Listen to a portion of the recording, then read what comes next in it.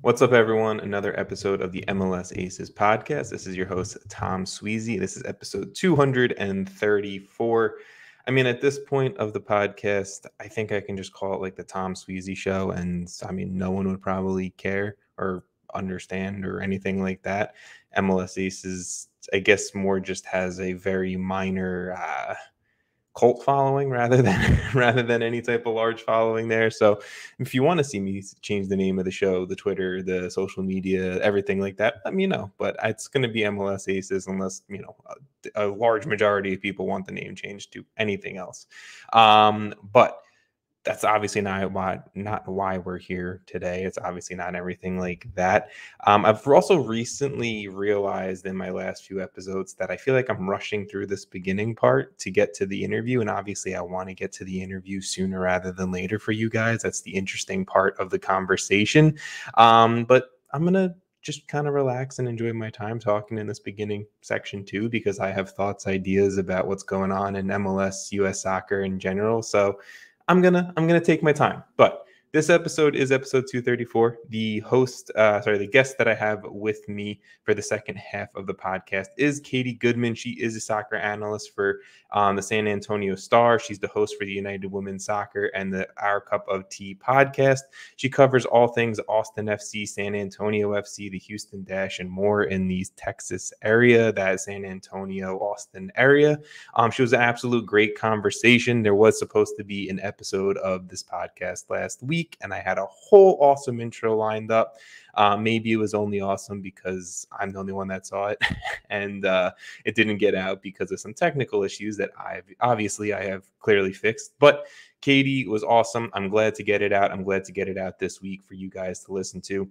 Obviously, this is an MLS podcast, so we covered a lot about Austin FC mainly, but we did dive into the NWSL and the Houston Dash. We did dive into San Antonio FC and the great season that they're having, and kind of just larger picture thoughts as well.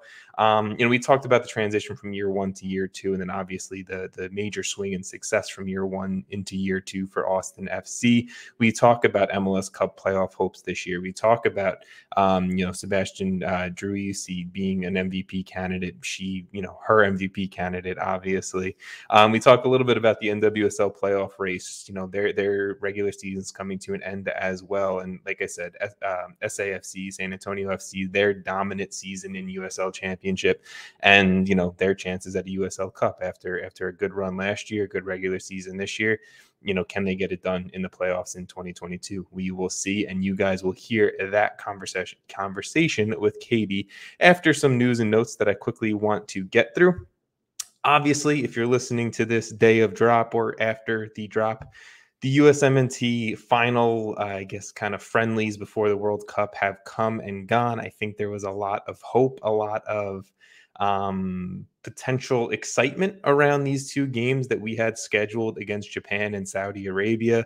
And then last Friday did all hope go out the window when we lost to Japan 2-0.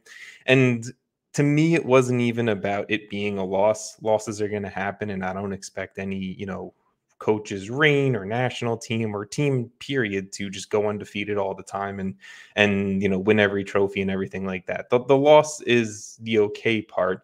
The non-okay part to all of this is just how absolutely bad we looked in that loss. We had 0 shots on goal. You're never going to win a game unless, I guess, it's an MLS Cup from 2017, but you're never going to win a game with 0 shots on goal in soccer. Absolutely just no engine, no effort, no energy from the entire team as a whole. I'm going to say the 10 outfield players. Matt Turner's the only one who honestly showed up. He had 6 saves in this one, and we should have lost more than 2-0 if it wasn't for Matt Turner in net just doing his thing.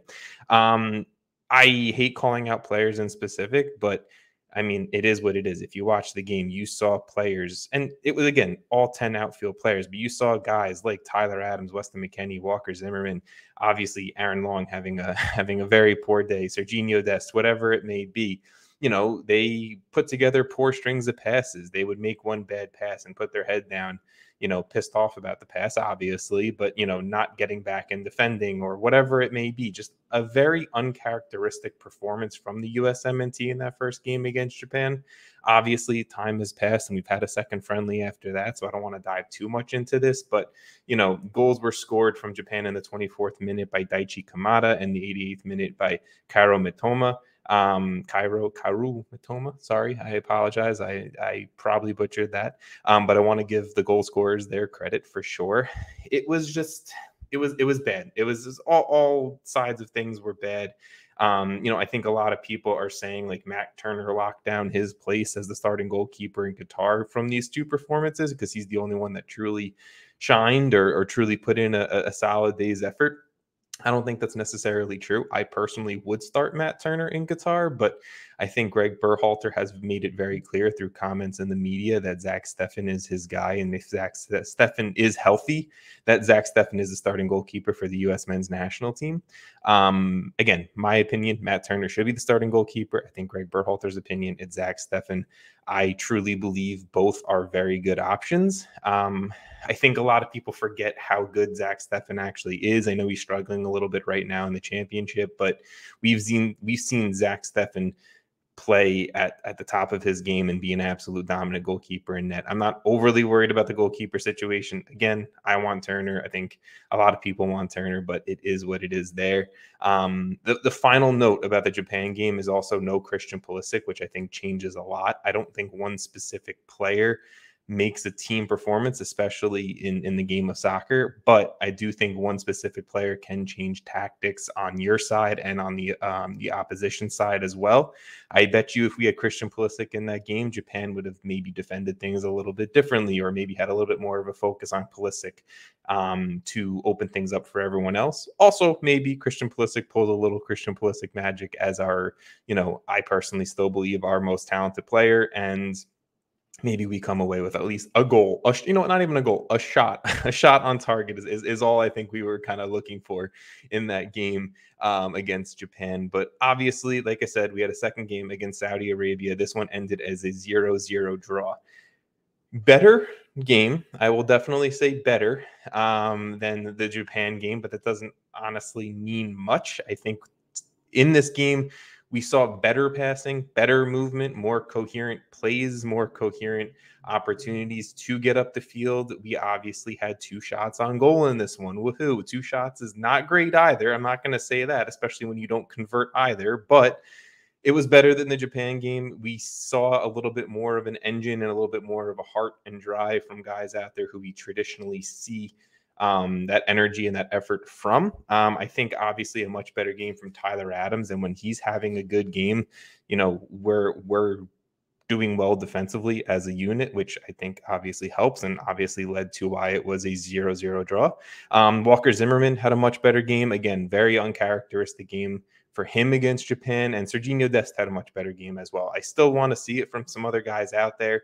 I think overall in this kind of 2-game stretch, this 2-game camp that we had, we saw what no Yunus Musa in this lineup or in this kind of team overall looks like. We saw what no maybe starter / first guy off the bench like Timothy Weah and Anthony Robinson. We saw guys like that, their lack of ability to be on the field, whether it was due injury or whatever it may be. We saw what not having them there really means for the U.S. men's national team. Obviously, it's a perfect world. You're never going to have every single best option fit and healthy for any tournament, whether it's Nations League, whether it's, the Gold Cup, whether it's a World Cup. So you're going to have to, overcome those obstacles. I just truly hope, I think top of the list for me is we have Anthony Robinson because he is our strongest and, to be honest, only left back option right now. I truly want to have Yunus Musa in there next, Timothy Weah, Zach Steffen. I want to make sure that we have everyone of who it can be available is available for the World Cup. Again, not a perfect world. It's never going to happen like that, but you can only hope as a U.S. men's national team fan that that's how it goes down, right? But outside of the U.S. men's national team, there are 2 friendlies in the international window going on across the world. There were 2 MLS games that had to be played last Sunday. We had a Cali Classico, LA Galaxy versus San Jose Earthquakes. Galaxy were up 3-0 in this one, but of course, Galaxy do what the Galaxy do. They still won. They still took away the victory, but it was a 3-2 win over San Jose. This really boosted the Galaxy's chances at making the playoffs, or at least put them in a better spot to make the playoffs. They still have to win. They still have to perform, but getting a win over a rival, getting a win over a team that, even if they are at their worst season, which San Jose is having a very bad season, can knock you off because of the rivalry game. I think that was a big boost for them. A brace and an epic celebration from Chicharito. Marky Delgado had 2 assists in this one as well. Brugman, for the defensive midfielder who they signed, I think he's being overlooked as an underrated signing, in my opinion.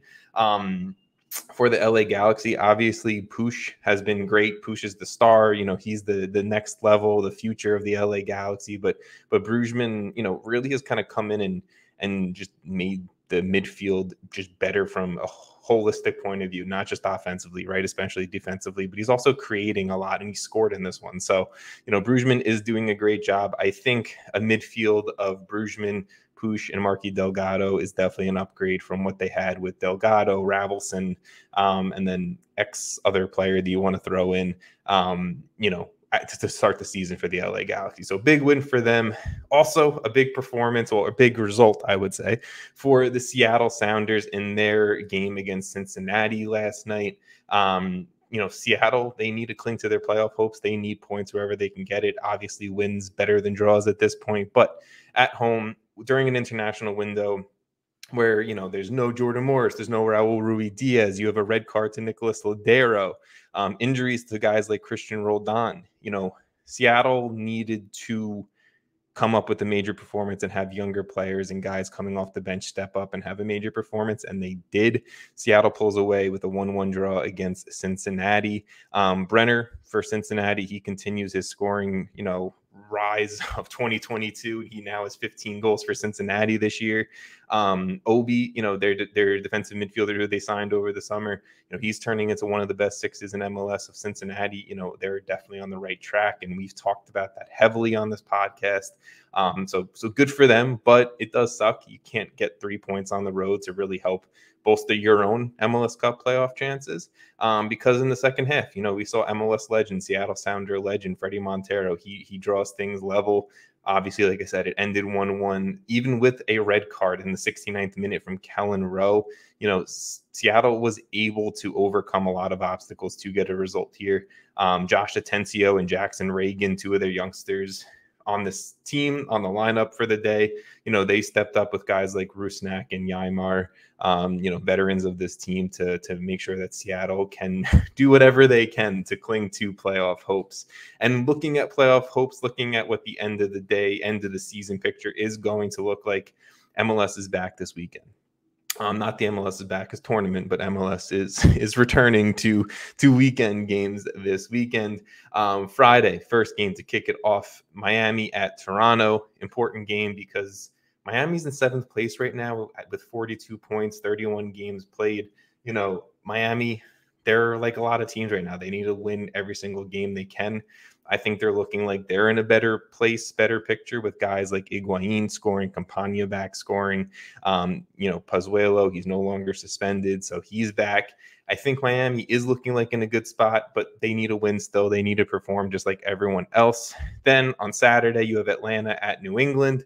New England's on the verge of playoff elimination with 1 drop point here, so this is a must win for them. Atlanta, again, everything's a must win, but Atlanta, they're in 9th on 40 points, so they're creeping up on a spot, a close playoff spot for 7th, like Miami, like Columbus, who Columbus is going to be at New York Red Bulls. They're in 3rd place right now.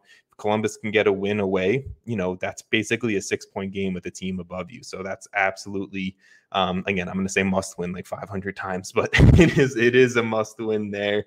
And then the other big Eastern Conference playoff race game, New York City at Orlando. Orlando at New York City. Orlando at New York City. New York City, they're in 4th on 49 points, pretty much like 1 point will get them into the playoffs. A draw here will get them into the playoffs confirmed for sure. But New York City needs to continue the hot rise that they've had. Obviously, I didn't get to say it last weekend. Congratulations on the Campeones Cup. But pulling off a win against the Red Bulls as well, New York City needs to continue their winning ways. I think if they want to actually be a contender for MLS Cup this year. Orlando, they've been struggling since the US Open Cup win. Right now in 6th on 45 points. They can realistically miss the playoffs if other teams like Miami, Atlanta, Columbus, they continue their rise and they can overtake Orlando if Orlando continues to drop points. So Orlando, New York City, they're both trying to get on track after cup wins, trophies, and this will be a pretty big game to see, who can actually do it. And I guess the last team in the East to pay attention to is Philly at Charlotte. After a 0-0 draw in Atlanta last weekend, thank you, Andre Blake, to all the Union fans out there. Philly, they're still in the Supporter Shield race with LAFC on 64 points. LAFC are at Portland this weekend. LAFC is also on 64 points. So it's going to come down to it between these two teams on who can take home silverware. At the end of the day, lock down a place for CCL as well. Portland, like I said, LAFC, they're visiting Portland. Portland, they're in 6th place right now on 46 points. They're very hot. They're good right now. And, they need to continue to win, but you got a tough team in LAFC. I know they're struggling in their own right, but LAFC is a ton of talent. Portland has to prove that they can play with the top talent if they want to continue to be in the playoff picture and then obviously maybe kind of return to where they were last year in MLS Cup. Talked about Seattle a little bit. They are on the verge of elimination at 40 points. They are at Sporting Kansas City, who have had a really strong second half of the year with guys like Eric Tommy joining the squad. They're also tied with Vancouver, who are on the verge of elimination in their own right on 40 points. And Vancouver is at Austin. Tough test. We might see the elimination of Seattle and Vancouver this weekend if results don't go their way for sure. Who else? I think that's really it, guys, as far as important games this weekend to pay attention to for the playoff picture. I'm done. This is the end of the intro. If you guys enjoyed that being a little bit longer, maybe being a little bit calmer than me normally racing through all the thoughts in my head about MLS and US soccer, let me know in the comments below. Let me know on social media at MLS Aces on Twitter and Instagram. But please enjoy this interview with Katie Goodman, again, soccer analyst for the San Antonio Star, covering all things Austin FC, San Antonio FC, Houston Dash, women's soccer in America, much more. And, definitely give her a follow as well. Her information will be in the bio as well below. And make sure you have a great week, guys. We are back with another episode of the MLS Aces Podcast. This is your host, Tom Sweezy, and this week I am joined by another very special guest, one that I've maybe canceled on 1 or 2 times, and I still feel bad about it, but she is host of the United Women's Soccer and the Our Cup of Tea podcast. She's a soccer analyst for San Antonio Sports Star. She covers Austin FC. She covers San Antonio FC, all things women's soccer here in the U.S. Katie Goodman. Katie, did I miss anything, and how are you? Nope, that sounds about right. And I mean, I'm doing all kinds of things, but yeah, that's the part we need to cover for this podcast at least. But hey, thanks for having me. And I've been crazy busy too, kind of just running in multiple directions at the moment. So, I'm glad we were able to make it work. Yes, I'm glad to connect. I know you're doing other things for other sports too, but that was everything soccer related. I think I saw, and I think I've heard your voice on. Yeah, y'all don't have to worry about that other crap, right? Soccer's the important sport here. Soccer is the number one sport. Yeah. And obviously, this is the MLS Aces podcast. It's mainly an MLS show, so we're going to chat a lot of Austin FC since you cover it. And obviously, Austin's been having pretty damn good year, if I do say so myself. So I kind of want last year. That's where I wanted to start off. Is in comparison to last year, obviously an inaugural season.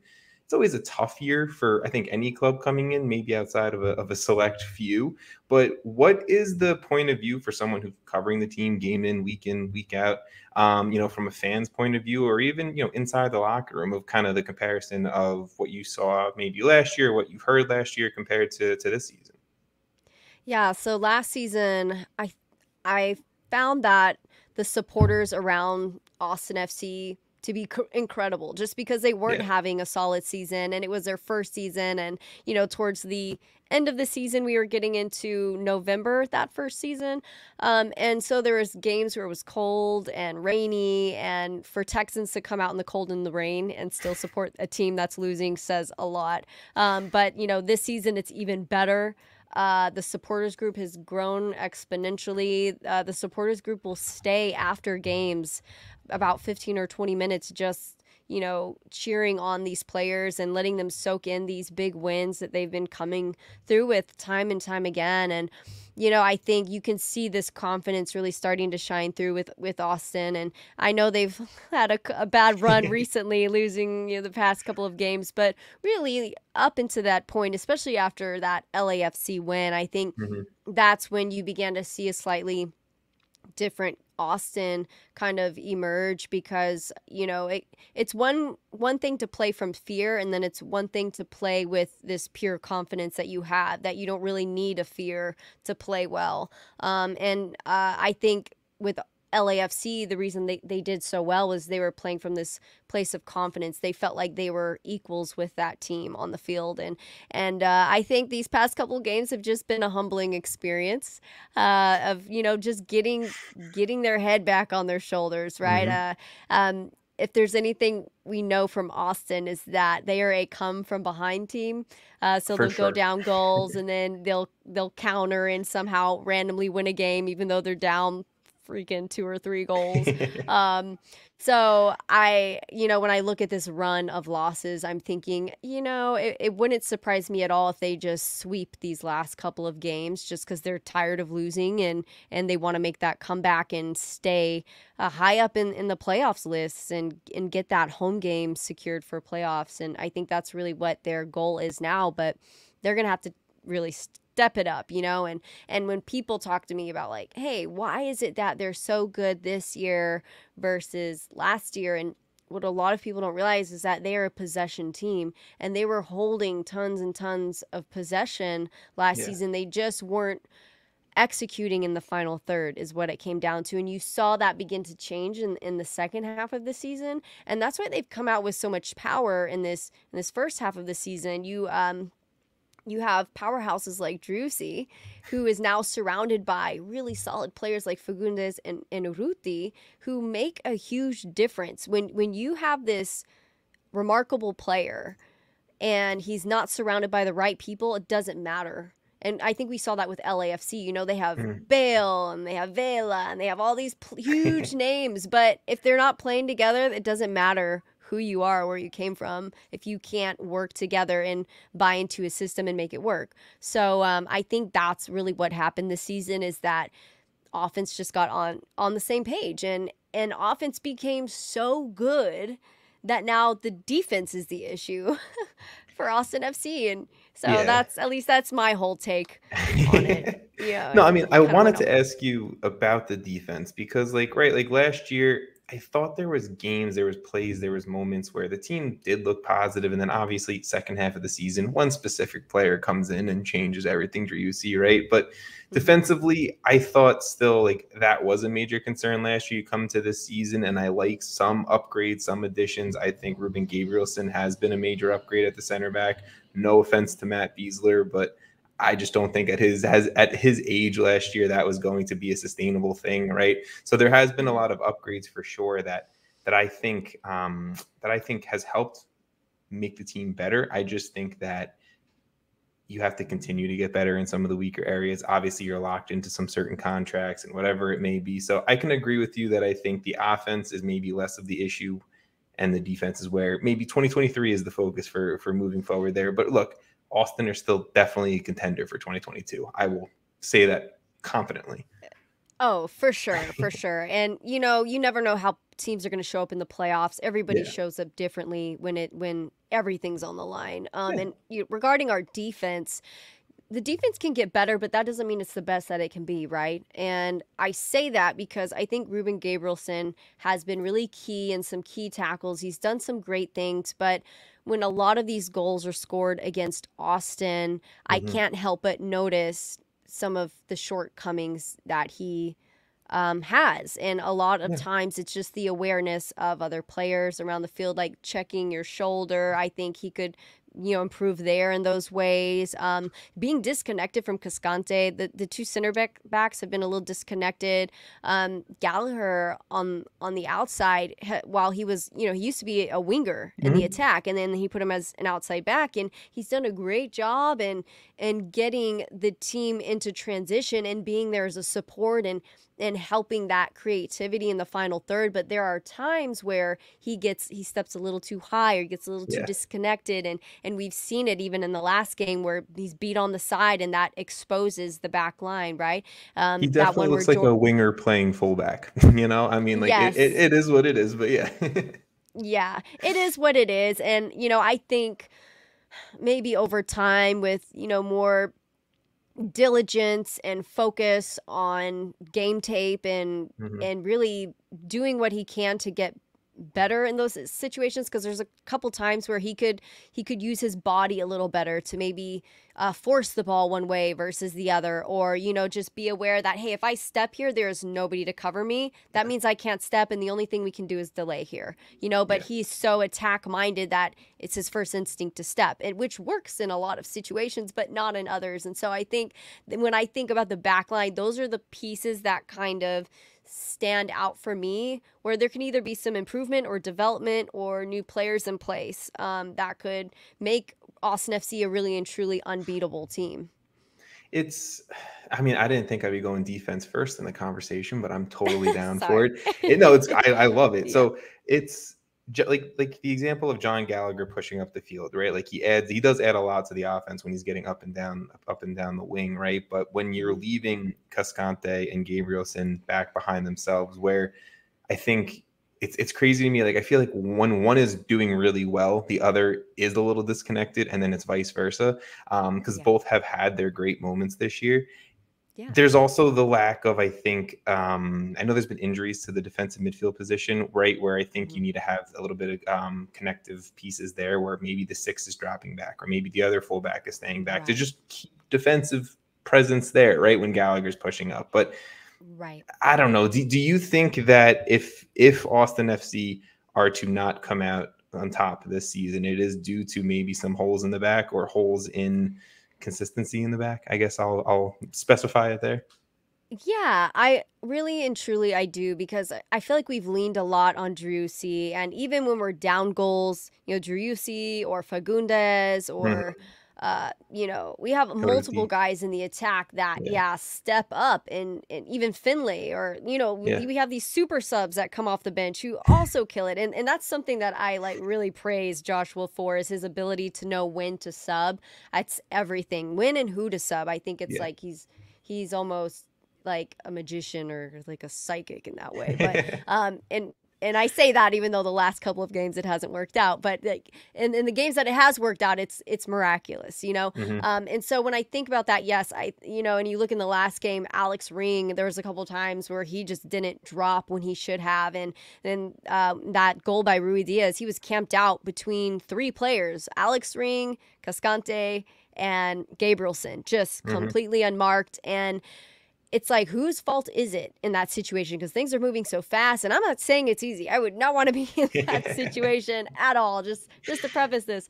But, it's one of those things where it's like Gabrielson knows he's having to mark the space because he knows he has people running in from behind. So he's trying to hold there. And that's where you really need that defensive mid to come back and pick up on players like Rui Diaz. And, you have Danny Pereira, who I think is the guy who's really transitioning the ball from side to side and forward. It's not super often he's going to come back and make some tackle or save on the defensive side. He's one of those key transition players that they have in the center. And so it's hard to say, because I think that with Josh Wolf being part of, that USMNT roster and having Berhalter's influence, I think he's just very attacking minded. And so it doesn't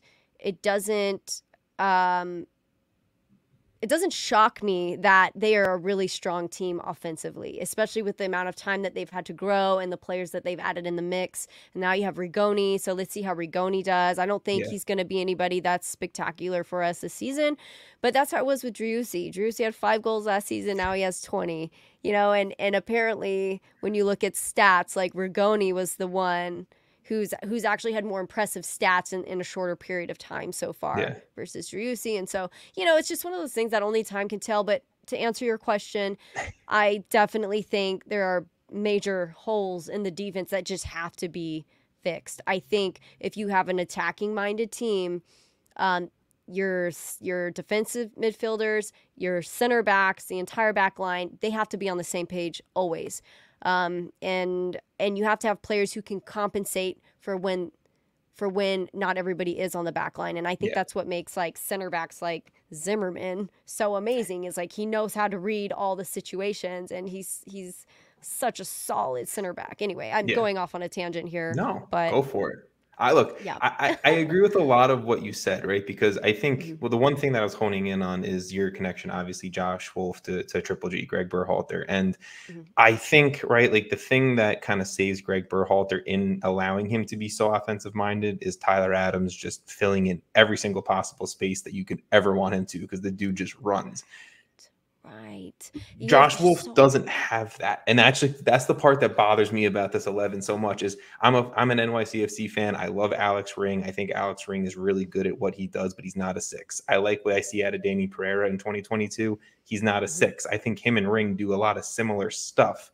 And it's like you can't have the two of them and then Druissi in the same midfield or anything like that. You need to have a 6 that can kind of cover for you for playing such an offensive, attacking minded game. And that's the thing that it's like I'm not sold on Austin FC on being like true contenders when you're comparing them to a Philly or an LAFC or something like that this season. That's such a great observation. Massive credit to you there, because you're so right. I mean, there are so many pockets that are left by those defensive center middies, and to have a player who just has a never-ending engine and deep desire, passion for the game, that's kind of the personality type that I see in that position too. Somebody who's just covering major ground. I mean, it's really hard to say too, though, because you don't want to run yourself ragged. You want to use the ball and let the ball do the running and the movement and whatnot. But I think almost every single breakdown has come from that lack of connection to the defensive center mid and center backs. The center backs get split a lot. Yeah. And that's where the issue is. But let's stop being so negative about Austin. I brought that downhill. I brought it downhill. Great moments too. They have no. But I mean, they have though. They've had great moments, and this is what happens when you're a good team. You get picked apart by the littlest things, and something that Austin FC may not be doing well on defense, may be something that another team in the MLS is considering to be great on defense, So It's just that their offense is so good, it's starting to expose them a little bit. Exactly. So that's the positive we'll take from it. If Josh Wolf is also molding these guys into, I don't know, like just being such a confident team to be able to, like you said earlier, just come back in so many different opportunities, that's also a pretty damn good thing to have mindset for your team. So I will say that is a positive. And one of those guys leading that is Sebastian Druissi. Many people's 2022 MLS MVP. Is he your 2022 MLS MVP? Absolutely. Mad love for the guy. I mean, you could feel his lack of presence in last game. They had to hold him out because of the yellow card situation. They didn't want to risk it, so they put him in the final minutes. And you could just see the complete lack of creativity in the attacking third when he's not in there and around. And that's, it's one thing to have creativity and to still miss chances. It's another thing to not have that creativity and still miss chances. So I think that's what we saw in last game. And like I said, his presence was it was felt, or the lack of his presence was felt rather. But yeah, so the thing is, it's so hard when he stacks up against all of these other MVPs and all-stars and stuff, and how he compares. But he's leading the pack in goals. So you can't deny it. no matter how much you dislike Austin. He's done a great job. And then there's also Fugundas. And, you know, a lot Yes. of people thought that he should have been in the All-Star game. And he has come in clutch as well so many times. And they're all just really impressive players. What can you say? And you can only have so many players on an all-star team, right? And I it's mean, it's not just if you're good in your team, it's are you the best in the league in that position, you know? And that's what it's hard for a lot of Austin FC fans to swallow, I think. I mean, look, I think if you don't recognize the absolute just stellar season that Driussi is having in 2022, it's a shame. He is going to be best 11 player, even if he doesn't end up winning the MVP due to this late Hani Mukhtar run, which has been incredible in its own right. You mentioned Diego Fagundes, and he is such an interesting story to me because, right, he came in, he was a homegrown at 14 for the Revs or however young he was, like some stupid young age, right? He's a baller on the field, and he kind of just, I feel like, was there for so long and kind of fell out of favor with the rotation of coaches and you know, just staff going on there, where he needed a fresh start. And that's all I really said. I didn't have much expectations for Fagundes going to Austin. Of just, I think he needs a fresh start, and I hope this is it for him. I think we've seen in 2 seasons now for him, he has flourished under just the Texas limelight, and you know, big things happen in Texas, and Diego Fagundes is doing it right now, and I absolutely love it. Like, is he just this guy who you can spot start him in the wing, central midfield, wherever you need to place him, and he's just bringing it every single game for this club? Like, he seems to me, from an outside point of view, just an absolute leader on and off the field.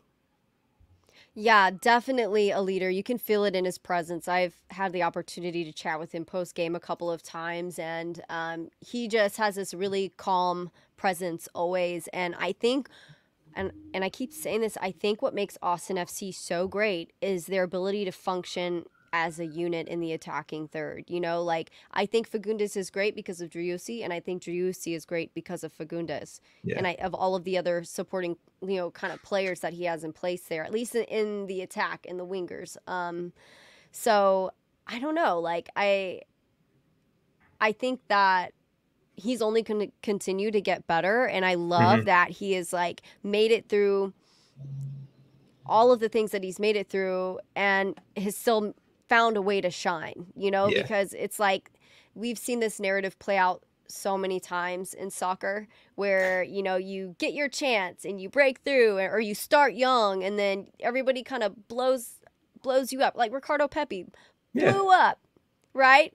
And then now where is he and what is he doing, and like, is he still in the mix, or, you know? So I think that, like, a lot of times they get this like instant attention and stardom, and then it just kind of dissipates, and then people stop taking chances on them, and when in reality you just need to be with the right group and in the right position. And there are so many things that can happen with some of these players. Like, I don't know if he's a player that can play anywhere on the field. I don't know that I can say that about him, but I know that he's in the right position now and doing an amazing job.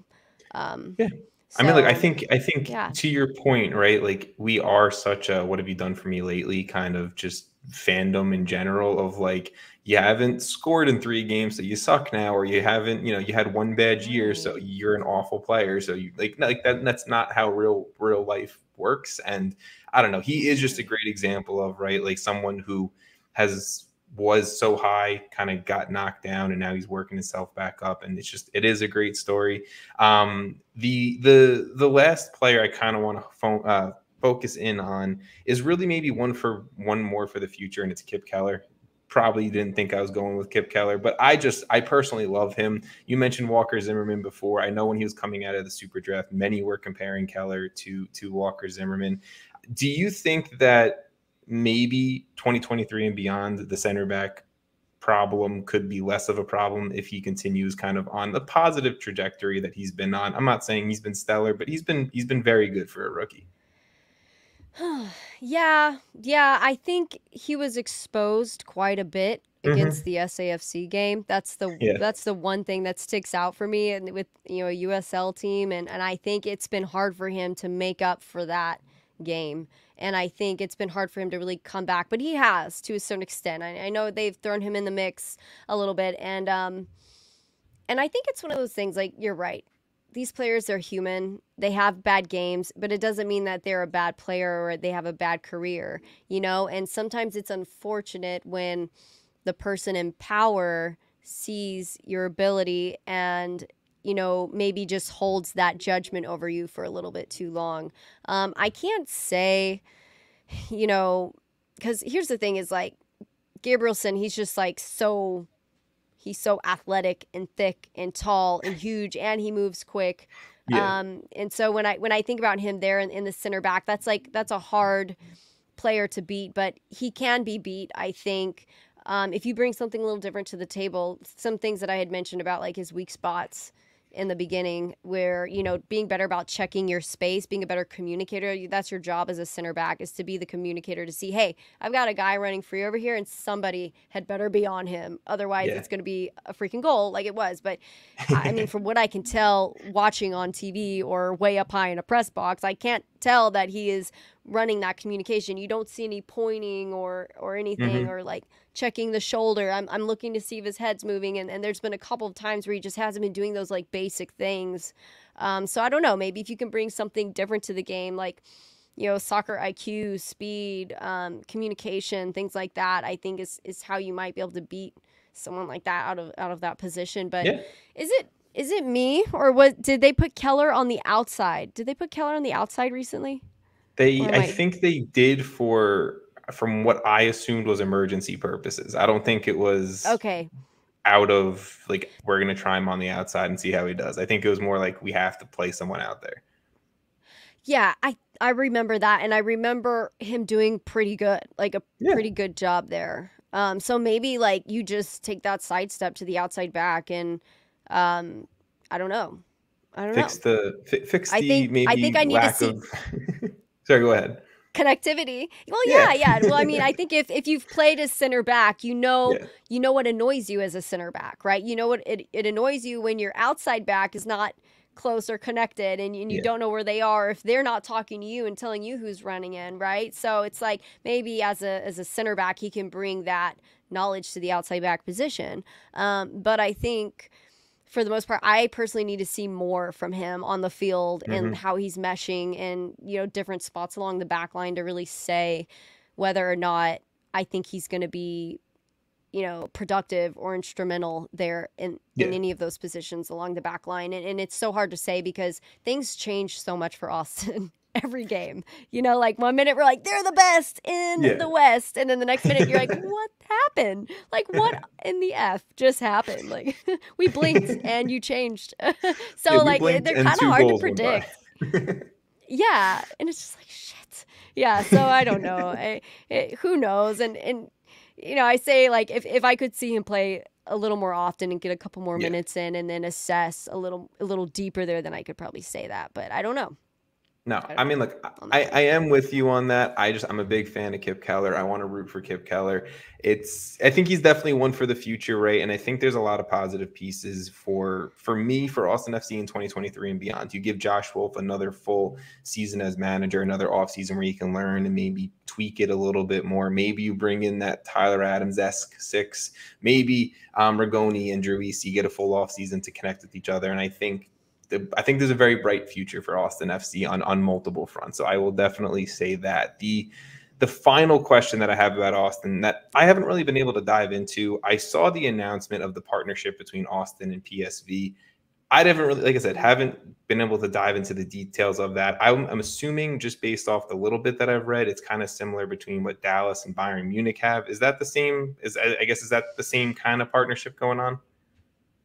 Yeah, pretty much same thing. Just like using resources, being I wouldn't doubt it if they don't end up being some sort of a feeder as well to those guys. But I think it's incredible to have that European influence linked up and to just be able to partner in that way, because it's just going to bring up US soccer in general. I think it's also going to create a little more buy-in from those people who are like Premier League or whatever, you know, league fans versus you know, who haven't quite made their way to MLS yet. I think when they see like some of these MLS clubs starting to link up with these European clubs, it kind of just makes a more interesting case for somebody to maybe watch an MLS game, and all you got to do is watch a couple games and then you start to get invested.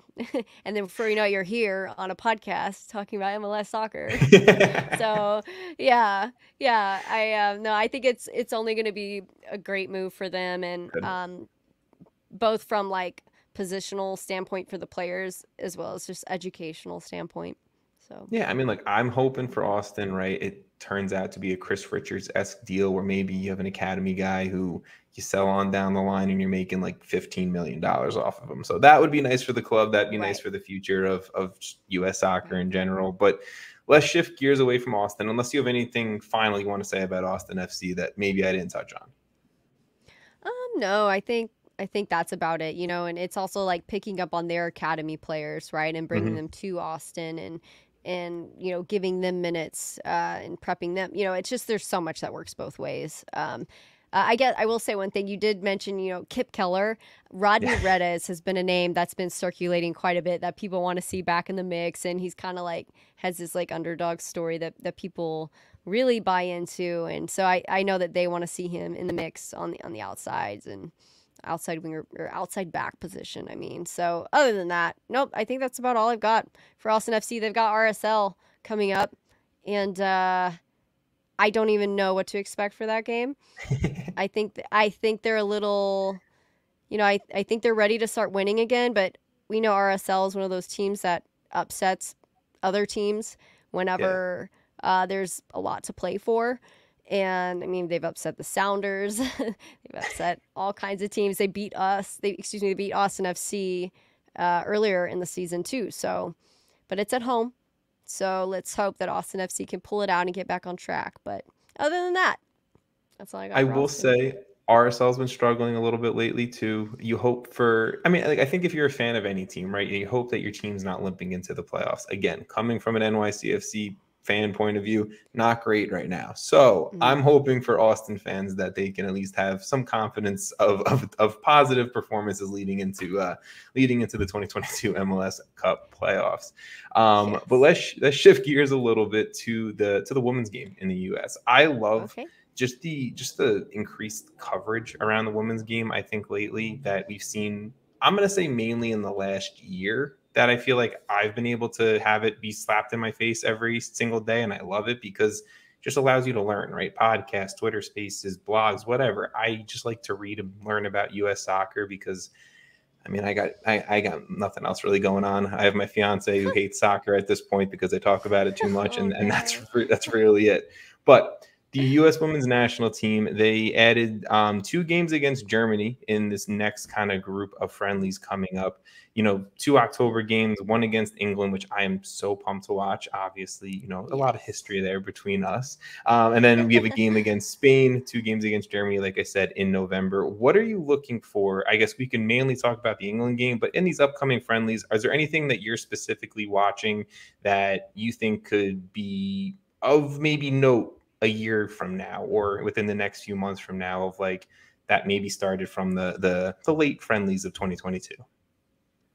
I think this team now is such a young team. Carly Lloyd leaving, which broke my heart. She was like the last of the OGs, But the team in general is really young, and I think they've done well, but I think there are still some, weak spots that you're noticing, which pretty much comes from just lack of experience under those really intense situations. And I think that these upcoming games before you get to World Cup are so critical for trying new talent and trying current talent in different places and seeing who your emerging leaders are, seeing who your core team is, and seeing what other little spots need to shift around, that core team.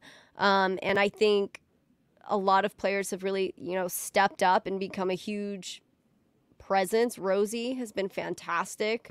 Obviously, Repino and Purse, all those names just really have stuck out to me the most, I think, from what I've seen so far.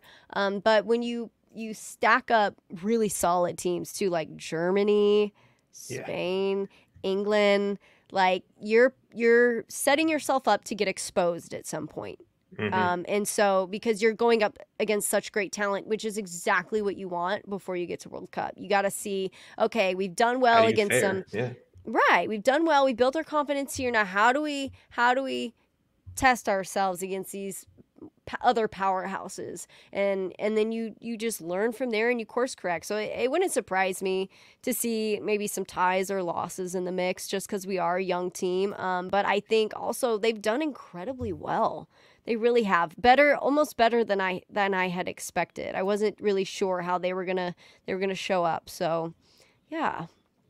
I will say that the 2-1 win over Nigeria scared me a little bit. Like I wasn't able to watch that game a few days ago, and I got the notification on my phone. I can't remember whatever minute it was, right? And I'm just sitting there, and I'm like, that's not great. Okay, let's go, ladies. But no, I mean, like obviously, I think you said it right. Rose Lavelle has been playing fantastic as of late. I've also really been into watching Sophia Smith. She has been killing it NWSL wise, women's national team wise. Like I feel like she's one that will pair up nicely with Alex Morgan, I think, for the next few years to come, right? You said Carly Lloyd was the last of the OGs. I kind of feel like Rapinoe and Alex Morgan maybe are the last two left. Maybe they get grouped in with that group. I don't know.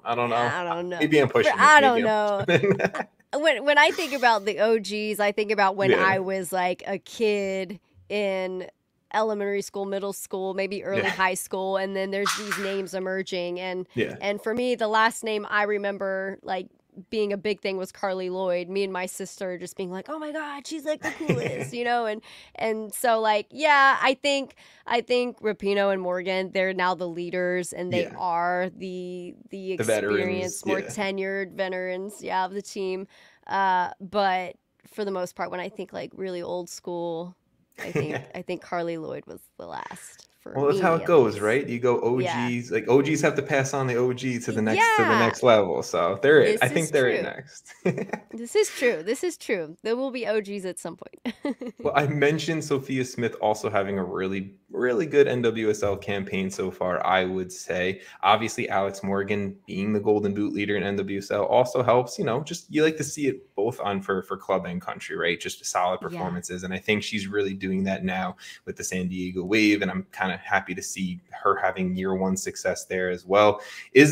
What do you think right now is the major storyline leading into the end of the NWSL season? Because the top is really close as when you're looking at the standings, you're looking at player performances. I was looking through advanced metrics this morning because, again, soccer nerd, it's what I am. So it's like really close at the top, and I've been heavily watching games the past few weeks, and like these are entertaining games. Yes, I feel like that is one of the things I love about watching women's soccer. And I hear all the time like, oh, women's soccer is lame. And I'm like, it's because you don't know soccer. That's why. You don't understand play development and what's even going on. You're just used to seeing crazy goals or whatever. So anyway, I love watching the game. And for me, a team that I've been following more closely is the Houston Dash, just because it's in my area. And a girl that I played with at Mississippi State, she was the interim head coach for a minute, and now she's the assistant coach. They just hired a new coach. And I just love to see, like, despite all that turmoil, how they're faring so well. I mean, they're sitting fourth in the NWSL right now. Fourth, yeah. Yes. And they're just doing so well there. And then, last season there was just so much in the media about every single club had been affected to some degree about verbal abuse or sexual abuse or it was just such a heavy thing. And now I feel like it could have been a thing that took down a whole league, like we've seen in the past where women's soccer was really unstable. I mean, the league, like the highest league you can go in U.S. women's soccer had dissolved. And then there's just this constant, I feel like, fight to just keep the women's league alive and moving. And when I think about that and how every single team persevered, and they're now able to just like play their game. And I feel like hopefully Houston was the last of the ones to kind of go through that and experience it. And to see that they're doing so well is just amazing. And then you have San Diego Wave, who's just killing it. And they got I think they got beat this last game, but for the most part, Yes. they've done a really good job too. And of course, Alex Morgan's team, she's been able to really shine in that position. And, whether it's a men's or women's national team that you're looking at, like, they have to be able to have a space where they can perform and shine. Otherwise, they're not going to be able to make it to that national roster. And so I just think, like, women's soccer in general has progressed so much. That and the CBA that they had last season to just make it a livable dream, because that was a thing for a long time, that a lot of people didn't realize that these players were playing at the highest professional level possible and still couldn't afford childcare or still couldn't afford to pay rent in some situations. And that's just ridiculous. That's especially freaking for insane. A women's league that, I mean, I would personally probably biased say is the greatest on the planet, right? Like, you have the most competitive top talent league overall perspective on a planet, right? Obviously there's a bunch of great teams over in Europe and everything like that, but the league overall, NWSL, is, I think, the best. And the fact that that was still going on, a little embarrassing, just slightly embarrassing, Yes, completely embarrassing. And but like I said, I'm just glad that the right things were done and the right things were corrected, and that they put stops in place so that it wouldn't be as easy to happen again. And I think that says a lot for not just women's soccer, but women's sports in general. Like, look at all the things that the WNBA has had to go through, with chartered flights and terrible hotels. And, they're going through what the U.S. women's national team went through years and years ago. They're just a little bit behind. And so when you see these big wins for women's soccer, it just, I think, completely changes the landscape for women's sports in general. And then what's sad, though, is that it took women's soccer being the best in the world. It took them being the best in the freaking world for people to take notice and kind of get on board with the fact that things weren't okay and weren't right. And so, I mean, at the end of the day, at least it was done. It got done, and it's great. And things are changing. And, like you had said earlier, you're seeing all these platforms and, like, just dedicated to women's sports. I think that's the best thing for me. I follow a couple of different outlets, and that's how I stay up to speed, because if I'm following ESPN or ESPN FC, I'm not going to hear anything about it unless somebody fought someone or something bad happened, or, like, the only, like, stuff that I'm going to be able to get great information from is, like, the gist or, ESPN Women, so that's why you got to follow people like you, Katie, because you are doing those things. You are adding so much to the game. And I mean, I love it. So thank you to you as well. I will also say that. I will also say that. No, but like, it is sad that, right? Like, I know a lot of people like hate like hearing about the outside narratives and things going on. I just want to enjoy the game, but like, to enjoy the game, you need players and staff and everyone happy, and you need them to be able to function as an athlete and function as a human being outside of that as well, right? So it is important part of it to keep in mind, right? So if we can just take care of the players and staff and whoever as they should be taken care of, then we can all just sit back and enjoy soccer, the game we love. And I think that's what we need to kind of put more of a focus on. But you hit it perfectly, so I'm not going to go into a whole speech about it. So I'm going to leave it at that. I know we're coming down into the last few minutes that we both had available, so I just wanted to quickly touch on San Antonio FC, because I do love USL. Obviously, what we saw from Sacramento Republic in the Open Cup was fantastic, right? I love seeing that. And I think San Antonio is a little bit of a similar team, in my opinion. Guys who have MLS and USL championship experience, and they have a ton of it. And they're just playing at the top of the league right now at this point, right? So do you think San Antonio have what it takes to overcome where they were last season? Obviously, getting eliminated late into the playoffs sucks, but they had a very good run. Do you think that this year, maybe the return of Christian Pirano and maybe some other guys is that going to be enough to really kind of just knock it home at the end of the day? Yeah, I have full belief in them. They have just been so clinical in the attacking third and clinical with defenders in the mix. They've had like their center backs putting Mitchell away Tainer's these beautiful. Mitchell Tainer is just killing it. And there's even been rumor of oh my God, I interviewed him. Their keeper, our SAFC keeper, Jordan Farr. Jordan Farr, thank you. Yes. I'm No, like, you're I all know him. good. You're all good. There's too much soccer in my head right now. But Jordan Farr, there's even rumor of like, is he going to be able to stay in the USL or is he going to get picked up by MLS? Because he's doing so good. Yeah. I mean, without Jordan Farr, I don't know where this team would be. That guy's a ninja. He's a freaking magical ninja. He can stop PKs, he can stop whatever. Yeah, so he was critical in their win against San Diego this last game, and I don't doubt at all that they are the team to beat. And what's really hard for SAFC is this is the second year in a row that they're finishing top of the table, going into playoffs. And when you're a team like that, you have a target on your back. Mm-hmm. So it's not like, oh, we're the underdogs sneaking in and we're going to upset some teams here and there and be this random victory. Like, there's a huge target on their back. And so every time a team plays them, they're bringing their best. And the fact that they're able to hold their own with every team bringing their best time and time again this past season tells me everything I need to know about how they're going to do in the playoffs. And there have been some moments where you're like, what the hell, right? But I think that's every team. Every team has those moments. Yeah, that's U.S. soccer. You can't be perfect. You can't be perfect all the time. But they've been perfect enough to make it work. And I'm really proud of the guys. And I was there for that SAFC Austin FC game, and that was the hardest moment because I was like, I love both of you, and I don't know. You're sitting I'm there just neutral, cheering just like, for you both. Yeah, everybody. I hope you all win. Maybe it's a tie, but it ended up being, SAFC took that one, and I'm telling you, San Antonio has not let Austin live it down since. Love it. And, love it. And we thought that was going to be a precursor to how Austin performed this season, which might have been like a good, how do you say? It might have been a good decoy for them moving into the MLS. Like, oh, they got beat by USL team. They're not much. So we'll be, but then they killed it this season. So, I don't know. That was the stadium just went insane. I don't think I've ever been in that stadium with it that crazy lit. I mean, people went out and partied and like just blew up Twitter over it. It was good. It was good. I would have liked it to see them go further in the Open Cup.